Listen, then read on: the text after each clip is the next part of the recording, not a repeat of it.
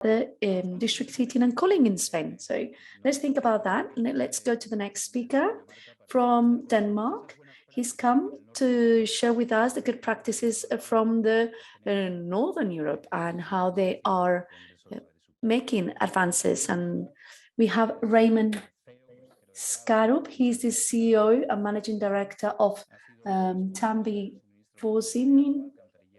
He's been responsible for the district urban heating, cooling, and sewage system, and he's also participated on district heating for 90,000 square meters area. Mr. Raymond and Forsyning received an award, a European award for district cooling based on a huge heat pump. So his talk is entitled, is here, right? Yes, is Denmark's commitment for DHC networks, Taarnby DHC network, as an example of renewable and waste energies integration. So I'll give you the floor, Raymond. Thank you.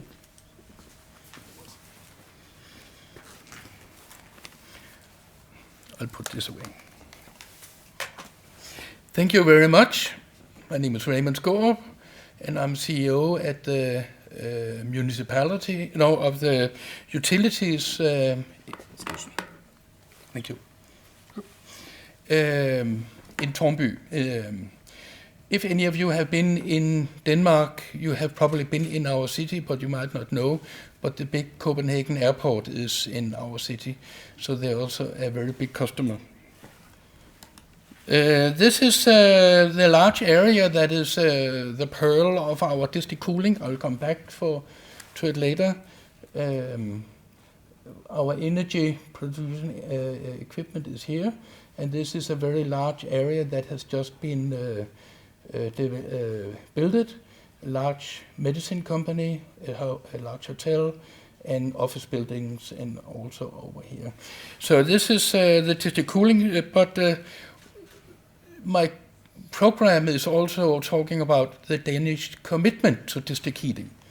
And the district heating heating is a transmission system, and I think the very wise part is that it can connect all kind of heat production. It's the best way to put away surplus of energy. If you have waste energy for something, or too much electricity in the windmills, or you have too much of something, you can put it into the water in our system, and we will hand it out and spread it. So I think it's one of the best media for the sector coupling at the moment, and I'm actually handing out district heating for citizens in Taarnby, and many of them ask us, why is this more wise than individual heat pump? And that's the answer. Actually, it is a system that evens out the levels. Individual solutions will only work when the individuals need the heat or the electricity, but we can't even the thing out. 1,800 Danish households has district heating now, and I'm sorry to say that I forgot the most important part of my speech here in this part, because my head is full of putting out district heating to everybody in Taarnby.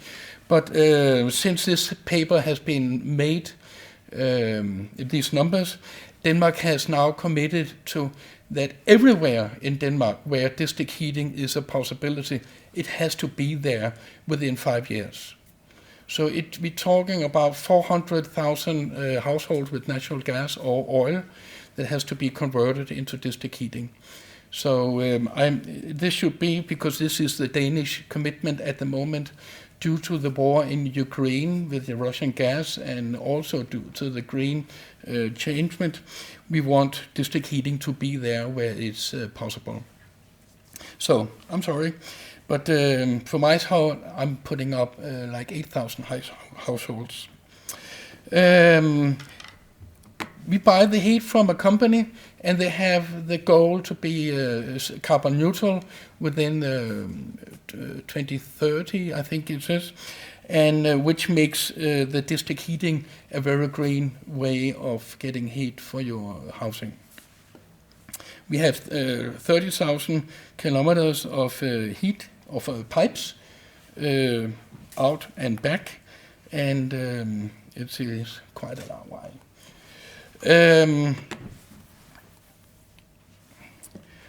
We had, I apologize that I forgot to translate the Danish kroner to euro. You have to divide by 7.3. But it is a large sector, and there's a lot of people employed in the sector, and I think the rest speaks for itself. What I want to point out is here that waste incineration, actually this part, when they started out believing in district heating, there's a legislation now in Denmark that in the main cities you cannot make a power plant without also using the energy, the heat. So it is mandatory that you supply both sides. And the next thing is that it's mandatory that if there's a waste incineration plant in the grid, it has a first priority to deliver heat into the system. So all other companies that use for sometimes coal or whatever they have used, waste incineration has to be the first to get rid of the heat because it is there. You cannot stop burning your waste, but you can't stop burning coal. So waste incineration is one of the major. And here's the Danish, the newest waste incineration plant in Denmark, located in Copenhagen. It is combined with a ski hill here. So we don't have hills in Denmark, not that many at least, but now everybody can ski on our waste incineration plant. This is a very wise idea from the Danish architect Bjarke Ingels. And it is very close to Copenhagen. I actually live over here. So it's a nice way to use, to integrate a creative solution with the industry. The whole thing started in the 80s. People had only boilers with oil, and they started to believe that if you use, when you only make power on a power plant, you use 40% of the energy.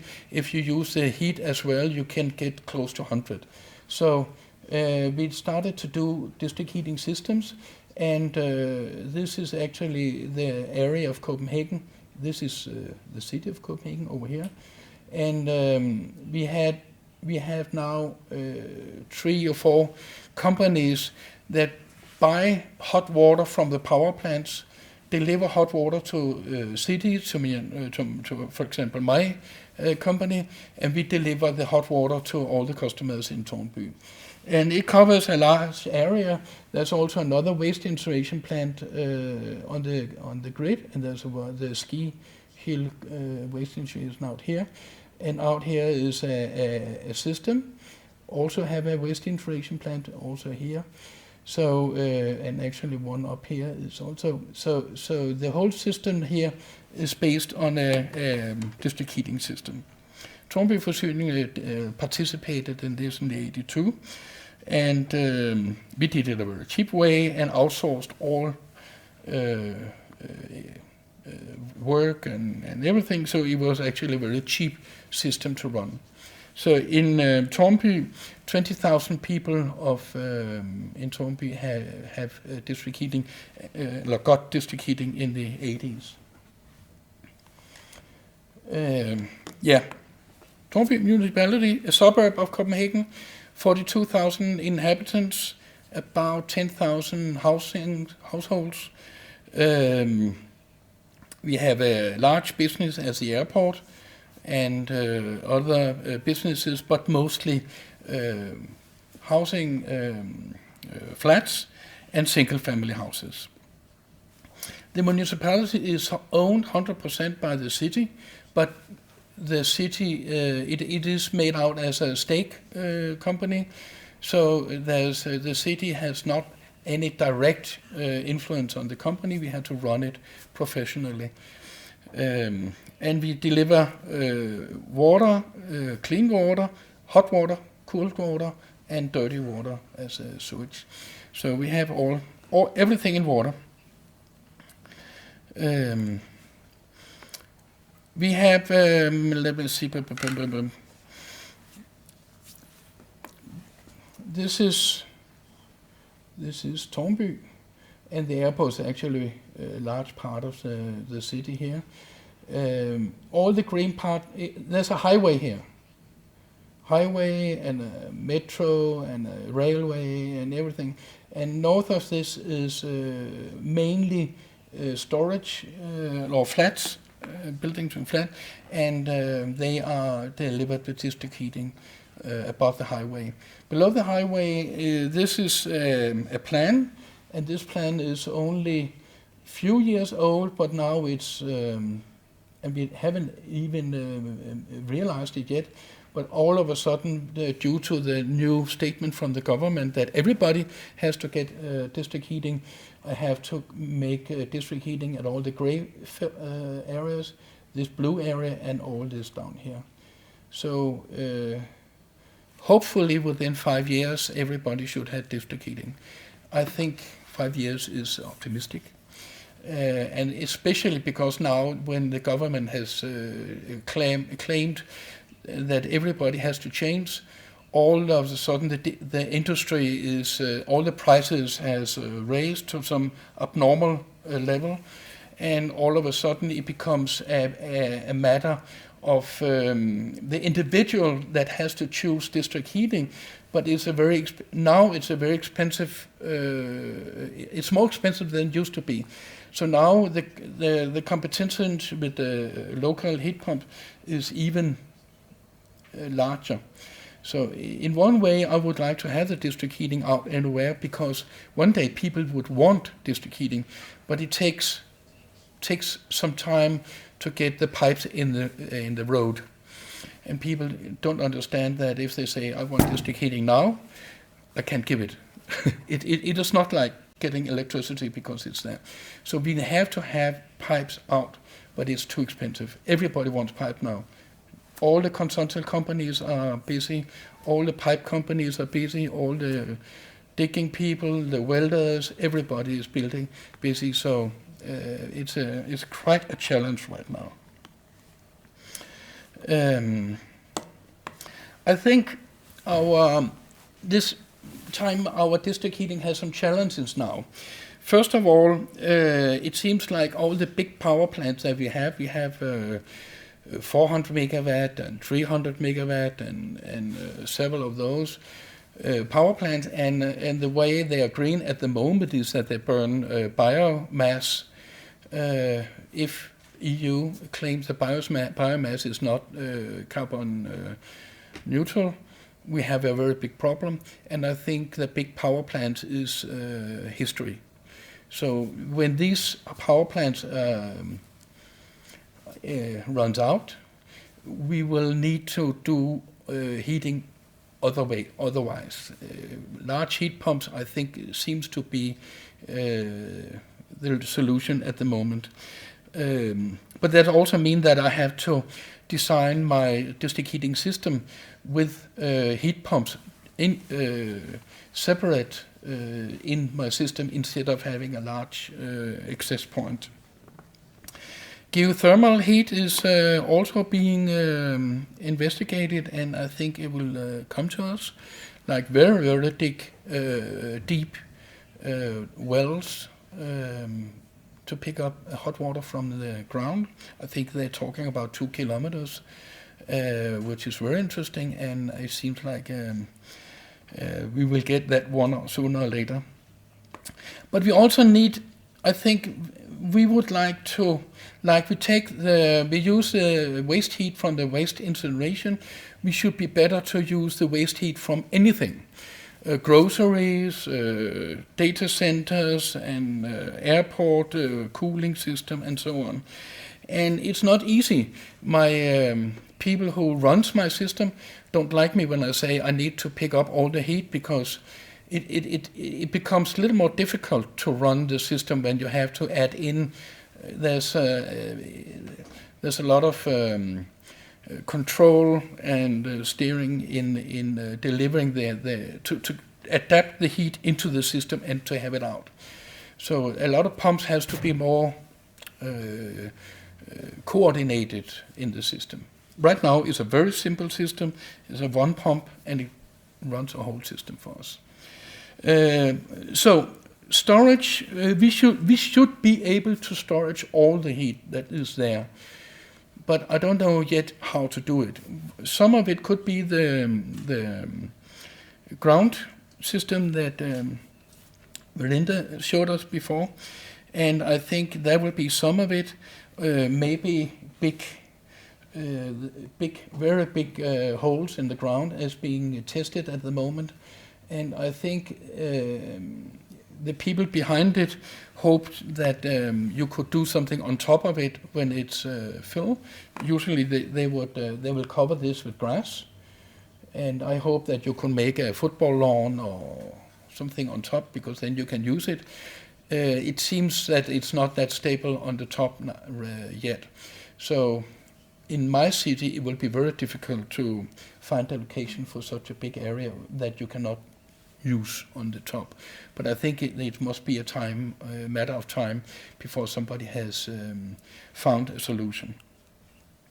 We have a lot of football areas in Taarnby, but if you cannot make a big hole underneath, it's a problem. And then data centers. And there's a very big discussion about data centers in Denmark now, because we have some data center that has located itself very far away from district heating systems, and we have a data center that has located themselves close to district heating systems and also hands over the heat from the data center to the district heating. And now we also have a data center that is located close to district heating but does not connect to the district heating. So we have a data center that will waste all the heat into the air right next to a district heating that is struggling to get heat into the system. And we have no regulations in Denmark that can force the data center to use the heat. And I think it will be coming, because this is an example of a too foolish way to plan. And I also think there will be a regulation that you have to locate your data center in addition, in connection with a district heating system. So I hope so. The district cooling in Taarnby in Denmark had a cooling plan, kind of what is the perspective of getting district cooling in Denmark. It turned out there's a potential, and especially a lot of new buildings could be, if they're located closely to each other. And here is actually one that also was on the first picture. This is the new Danish National Aquarium. So there's a lot of fish and sharks in there, but they also need a lot of cooling capacity. They're not connected yet, but I think they will be, because one of the point about district systems like district heating and district cooling is that you save a lot of space in your house. The unit where you interchange with the heat or cold is smaller than if you're doing your own system. So you will actually, the value of your space is a very important part when you consider district heating. We made a district cooling business case, and it turned out to be a very poor business case. I have to start to think like a professional company, and it turned out there was a very poor business case, because in Denmark we really only need cooling 3 months a year. Rest of the year, and maybe some very big office buildings with a lot of glass can use more, but mostly it's only in the summer period where we have, if we are lucky, heat a very warm period, and we need a lot of cold. So it is very expensive to build a new power plant or heat pump equipment unit only for running 3 months a year. So we started to think about what could be what could save this situation, and we came out with how about it we interchange with the heat. We need. It was also the poor part of the business case was all the heat that is wasted from the cooling process should go into our district heating system, but that will happen in the summertime where we don't need the heat in our heating system. So we needed to figure out how to make heat all year and not only in the period where we are making the cold production. And it turned out that another thing we were discussing with the developer of the area, where to put the unit, and he didn't want to see it, and if it was on his ground, he couldn't build that much he could sell. So he wanted it, but not in his backyard. And then we looked a little around, and turned out that our waste incineration plant is very close by. So if we could locate the district cooling plant on the waste area, the wastewater sewage plant, maybe we could use the sewage for energy in the sewage water to interchange with the district heating system, the district cooling unit. So we had another calculation, and it turned out that in this way that we can make we can use heat all year round, not only the cold period, the hot period, but all year round. Made the business case better. Here at that time, our consultant was very optimistic, and he calculated that a good stage 1 and an extremely good stage 2. I have to say now I would maybe only call it good. And it's a lot of things has happened. The buildings were not ready yet, and all of a sudden they don't take any cold for us, and other things happening. But it seems to be working also from an economic side. But the most important is that there is a very interesting symbiosis with the wastewater. And all the heat we now produce from the wastewater covers all the heat needed in the summertime. So it covers about 10 or 20% of the heat demand in the city from the wastewater, from the sewage plant. So we have the nice building that you saw earlier, the big aquarium is here. Our sewage plant is located here. So we put the equipment and have pipes delivered in the area, and there's a new large building area here also. So we can supply a lot of this local area. District heating is a smaller pipe due to the bigger temperature gap, but district cooling is very big pipes due to a small temperature gap. So it is important that we don't have to transport district cooling that far. And we think we have identified a cooling demand of 9.5 megawatt. This is part of the poor business case now, is that the customers don't really need that much. They thought they did, and any consultant, they were too optimistic about, we need so much cooling, we cannot get enough.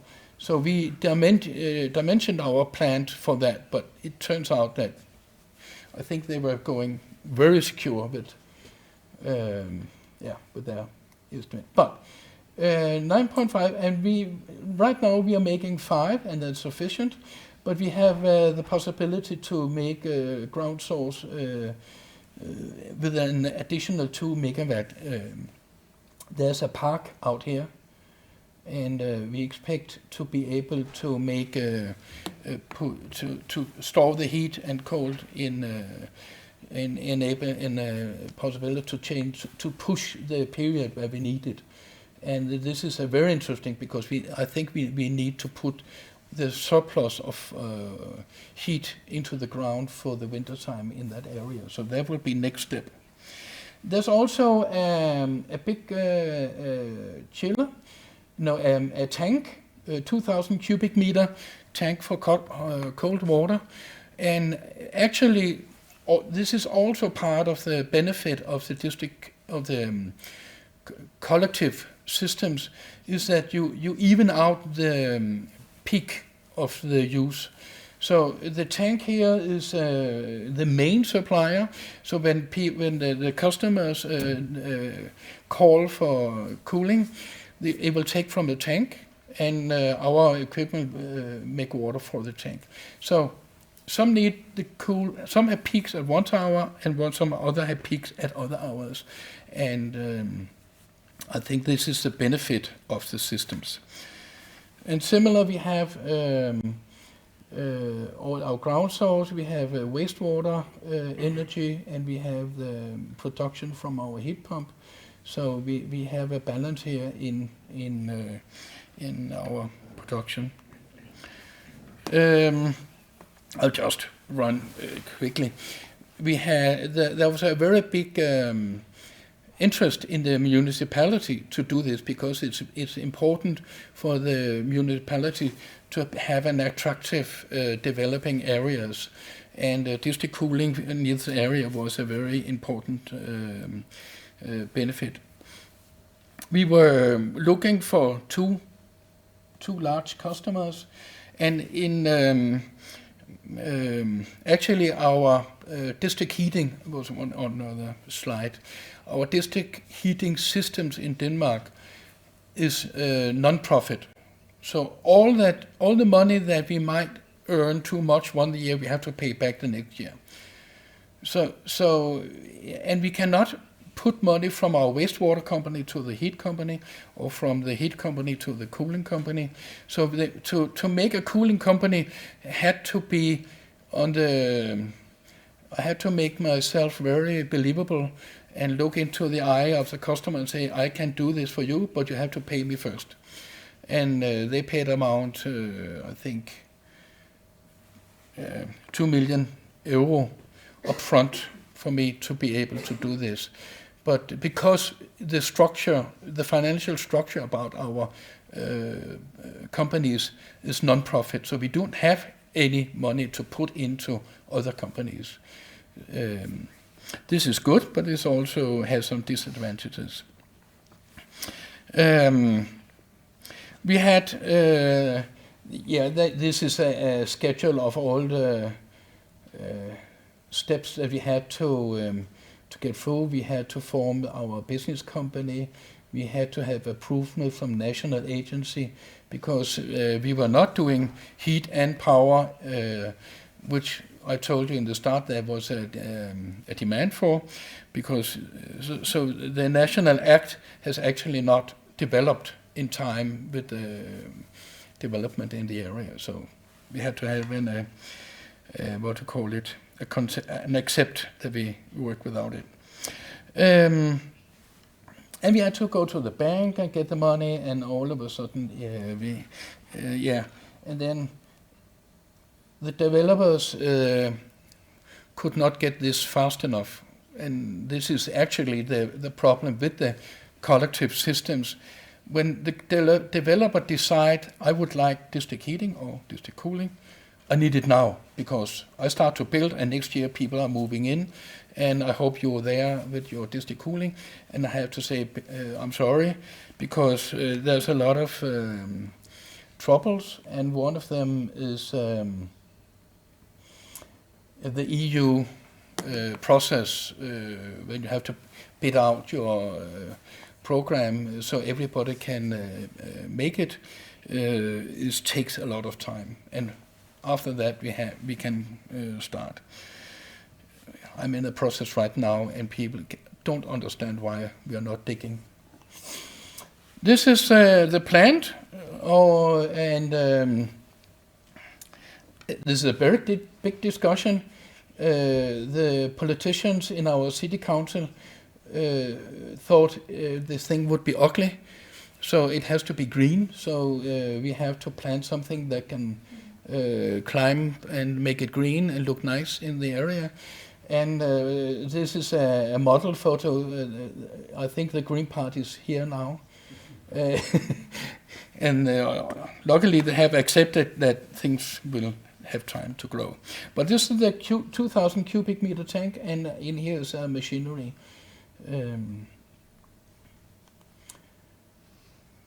There was a first dig with the mayor and our board chairman, and they are here smiling and taking the first dig. And yeah, we had four different contractors working. One making the house, one making the piping, one making the machinery, and so on. Here it is, and I forgot. I apologize. This I have not divided. It should be 2 million euro here, but the rest is okay. And we have. I told you we could not move money from one company to another, but in this case we have made, since it's also making district heating. The district heating has built the whole thing, and the district cooling company has made the pipes for themselves. So this way we could finance the whole thing with not that much money in the cooling companies from the start. So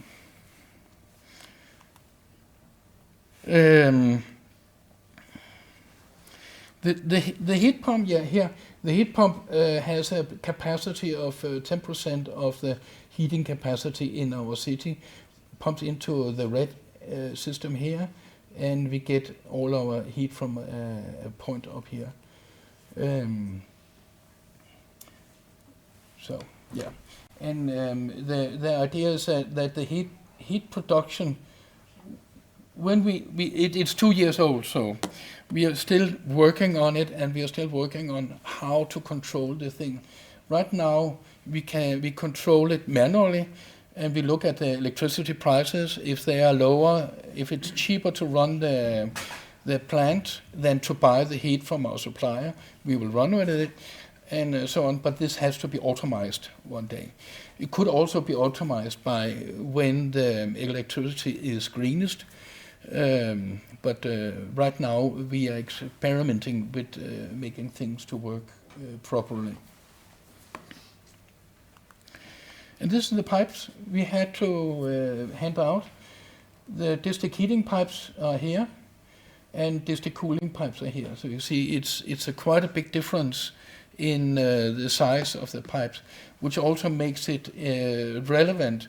Then your district cooling areas has to be close to the production unit.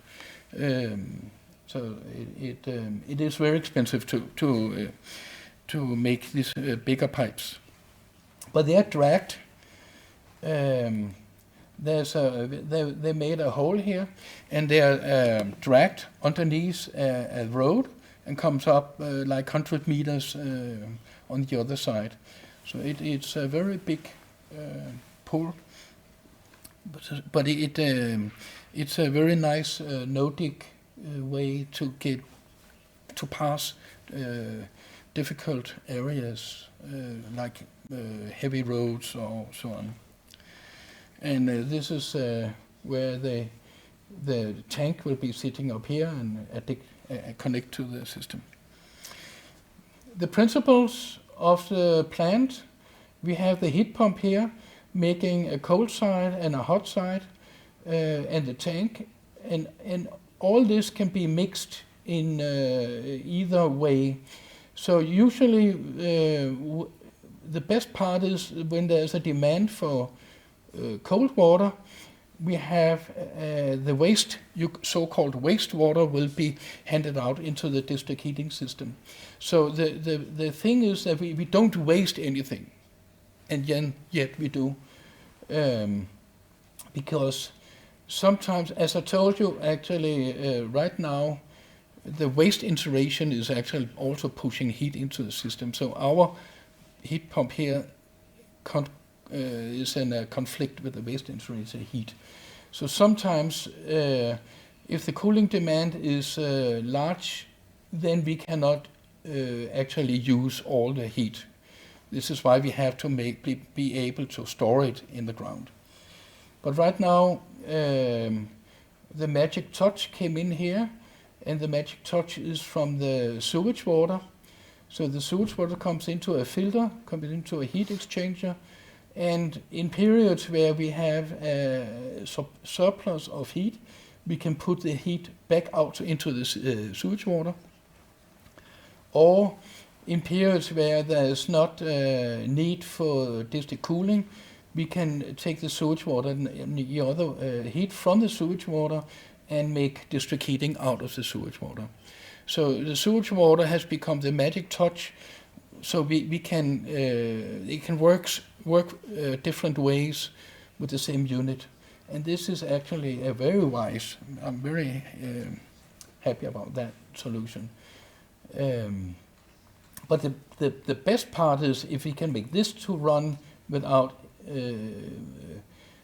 having to waste any heat.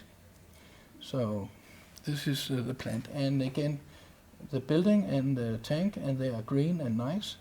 We do have green grass, or not grass, but sedum it's called, on the top of the unit. It could be solar cells, but it is located on the site of the sewage area, and the sewage people were a little sad that they lost their area, their space, and we at least had to hand the rainwater ourselves on the thing.